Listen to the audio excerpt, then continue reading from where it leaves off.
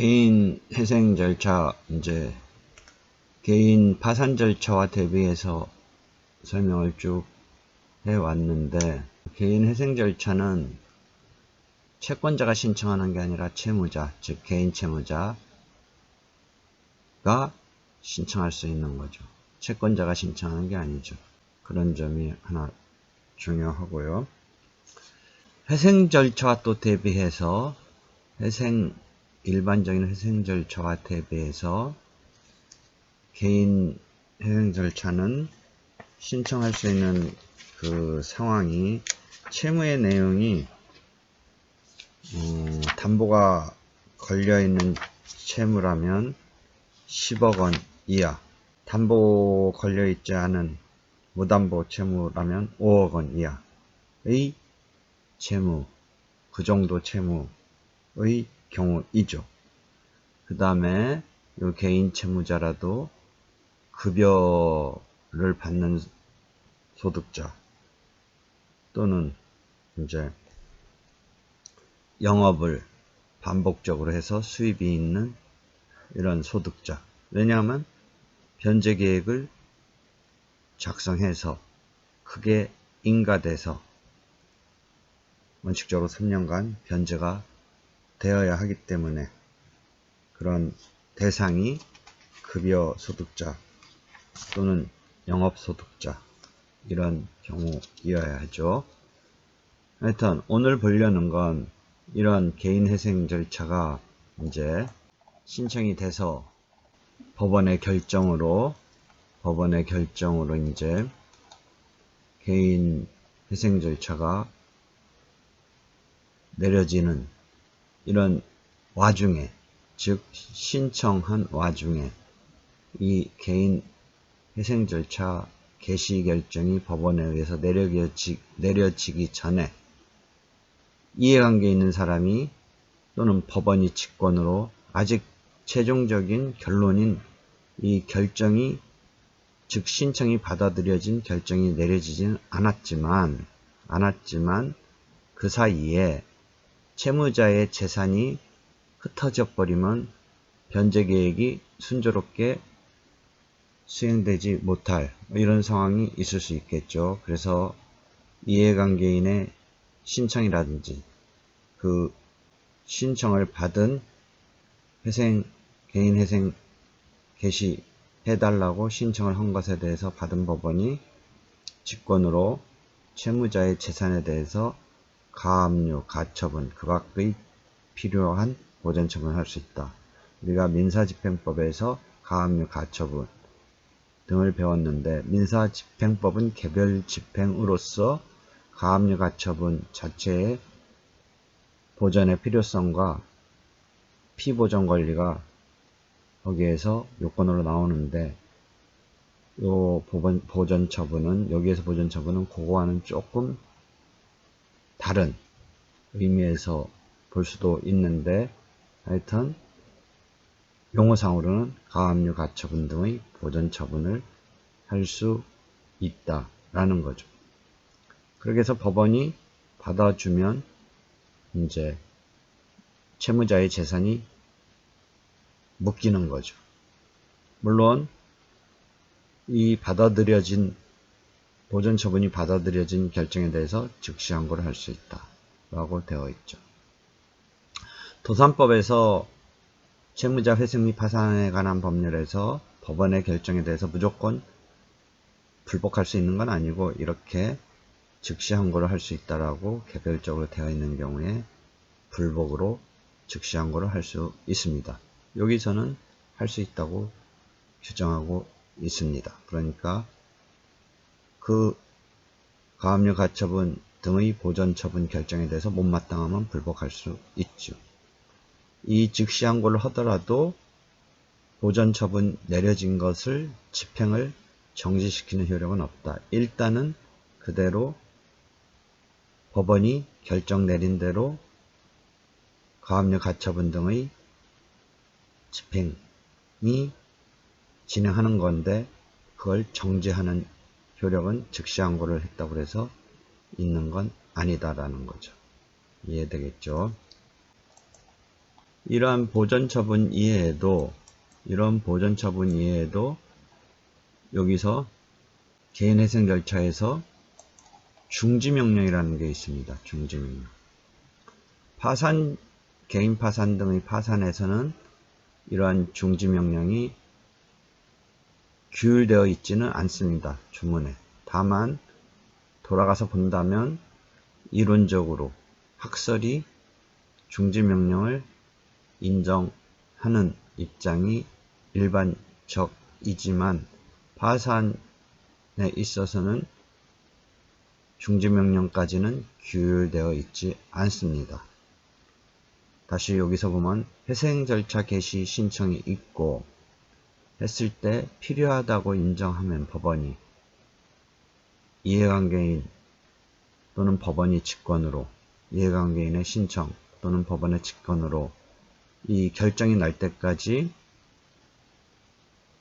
592조는 가압류 가처분에 보전처분을 할 수 있는데 이 경우는 이제 요 이유를 여러가지 중지명령 중에 592조의 보전처분과 대비해서 본다면 요거는 채무자의 재산을 동결하는 의미가 있지만 여기는 채권자가 채무자에 대해서 강제집행이나 가압류, 가처분 등을 하지 못하도록 중지하는 것입니다. 즉 같은 시점은 같은 상황이죠. 개시 결정이 나오기 전에 여기도 개시 신청에 대한 결정이 나오기까지 여기는 보전처분은 채무자에 대한 재산의 흩어짐을 막고자 하는 건데 593조 중지명령은 채권자에 대해서 채무자한테 이런 강제집행, 가압류, 가처분 등을 한다면 이게 추후에 개시 신청이 받아들여지고 나서 이제 그러한 결정이 나서 회생 절차를 밟는 데 대해서 개별적으로 이제 채권자의 이런 집행에 의해서 그게 힘들어지게 될 가능성이 있으니까 여기서 법원이 중지 명령을 내릴 수 있도록 하고 있는 거죠. 이러한 것입니다.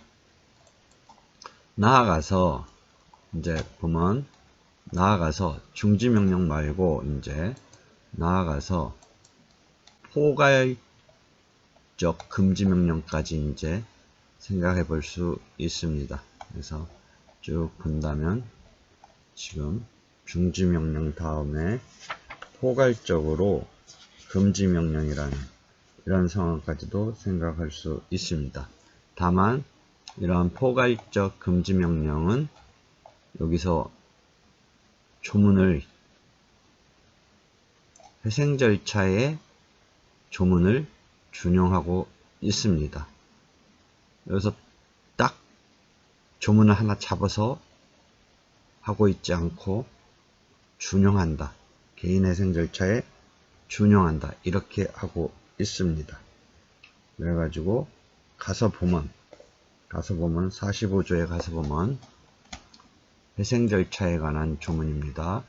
회생 절차에 관한 45조에 가서 보면 회생채권 등에 기한 강제집행 등의 포괄적 금지명령. 아까 거를 개별적 금지명령이라고 한다면 여기는 포괄적이죠. 이제 그러니까 개개의 것이 아니라 포괄적으로 법원은 지금 뒤에서 개인회생 절차에서 이 회생 절차의 이 규정을 준용하고 있으니까 개인회생으로 바꿔서 읽어보면 개인회생 절차 개시의 신청이 있는 경우 중지명령, 아까 개인회생 절차에서의 중지명령은 조문이 있었죠.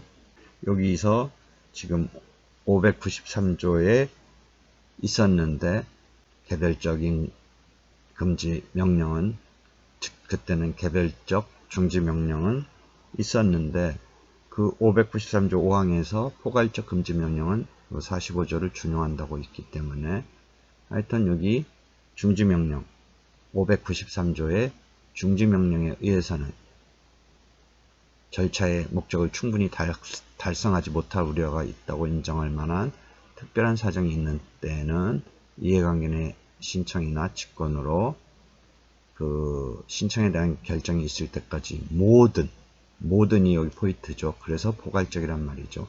모든, 아까 거는 개별적인데 모든 회생채권자 및 회생담보권자 등에 대해서 회생채권이라든지 회생담보권의 기한, 강제집행 등의 금지를 명할 수 있다 라고 하고 있는 거죠.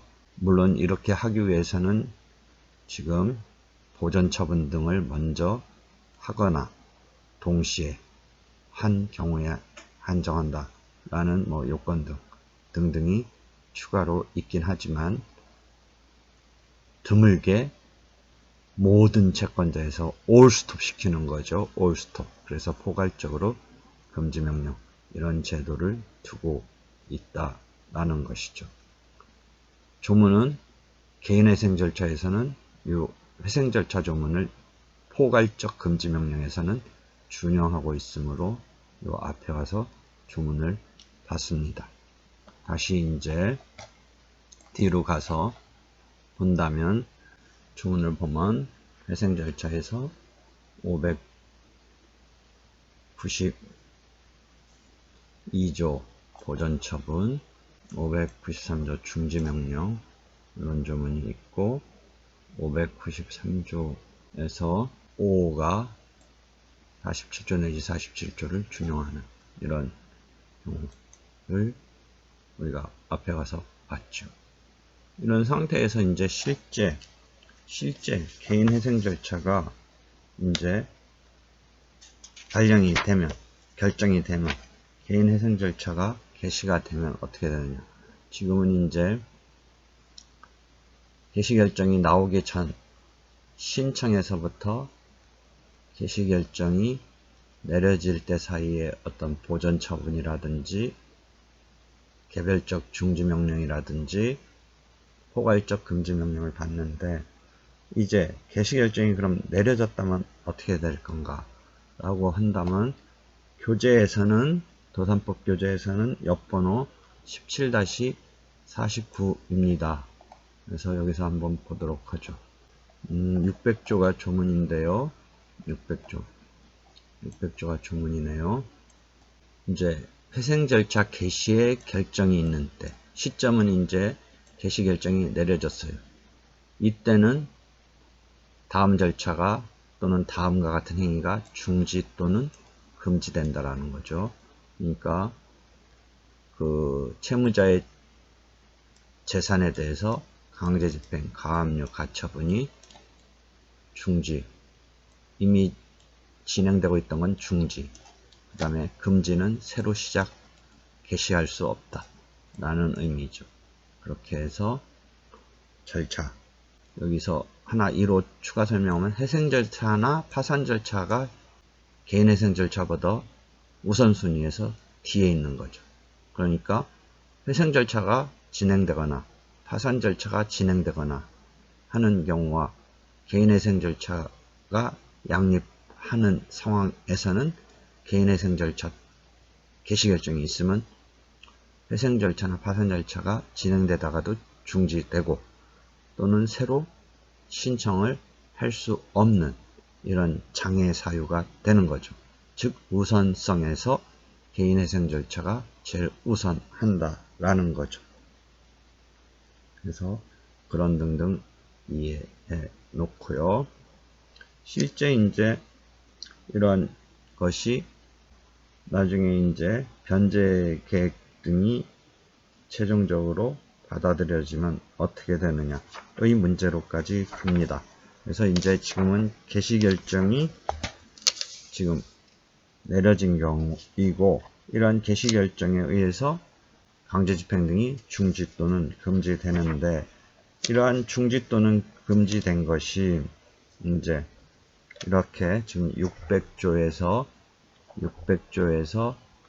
중지 또는 금지된 것이 실제 이제 시점이 뒤로 가서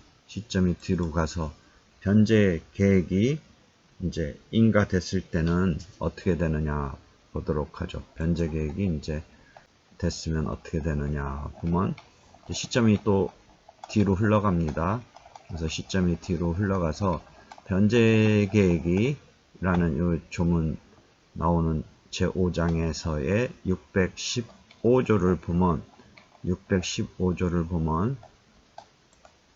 변제 계획 인가의 효력으로 변제 계획 인가 결정이 있을 때는 지금 시점을 잘 보세요. 개인 회생 절차 신청을 하죠. 신청을 하고 개인 회생 절차 개시 결정이 내려지고 그 다음에 변제 계획이 인가가 됐을 때 인가의 결정이 있으면 이제 어떻게 되느냐. 여기 600조에 의해서 요 사망을 보면 좀 아까 본 600조에 의해서 개시 결정에 의해서 중지한 이러한 강제집행, 가압류, 가처분은 효력을 잃는다. 물론 변제 계획에서 그렇지 않게 정한 때는 그렇게 정한 대로 할 수는 있지만 기본적으로는 원칙적으로는 600조에서 중지했던 이런 절차에 중지를 했던 것이 아예 효력을 잃는다. 실효된다죠. 실권이 아니라 실효된다. 그 효력을 잃는다. 이렇게 되는 거죠. 이해되겠죠? 여기서 또 하나 특징은 전부명령 같은 경우는 장래에 예컨대 채무자의 급료 같은 것을 이제 압류해서 전부명령까지 받았으면 그 전부명령 받은 채권자가 급료 이런 반복적인 장래의 수입까지도 가져가는 꼴이 되니까 이 경우에 추가로 채무자가 받는 월급까지도 다 가져가니까 그 점에 있어서 변제계획 인가 결정이 내려지면 그 효력이 상실된다. 전부명령의 효력이 상실된다. 라는 거죠. 즉 이 경우는 전부명령이 이미 장래에 대해서 내려졌는데 즉 요 신청 이전부터 또는 개시 이전부터 막 전부명령이 이미 확정돼서 쭉 이렇게 절차가 흘러왔을 때 변제 계획이 이제 인가되고 나서는 그 월급, 즉 회사 다니고 한 노무로 인한 부분에 대해서는 이제 그 전부명령이 그 급료, 노무로 인한 급료 이 부분에 대해서 효력이 상실돼서 이제 변제의 계획에 따른 차원으로 원래는 변제계획 인가결정이 없다면 그 전부명령 받은 그 원래의 채권자가 계속 전부명령에 의해서 가져가는 건데 이때는 그렇지 않다라는 거죠. 그럼 그 전부 받은 채권자는 어떻게 되느냐. 변제받지 못하게 되는 금액은 일반 채권자처럼 왜냐면 전부 채권자가 원래는 이런 상황이 없다면 자기가 독점적으로 그 급료 등을 가져가는 건데 지금 효력이 상실된다고 됐으니까 그 부분에 대해서 변제받지 못하게 되는 것은 일반 채권자와 똑같이 돈 받을 다른 채권자와 똑같이 개인회생 채권으로 해서 변제 계획에 의해서 변제받는 이런 정도 상황만 된다. 이런 거죠. 이해되겠죠? 그래서 지금 개인 회생 절차의 흐름 속에서 강제집행, 가압류, 가처분 등의 이런 상황에 대해서 살펴보았습니다. 이해하실 수 있겠죠?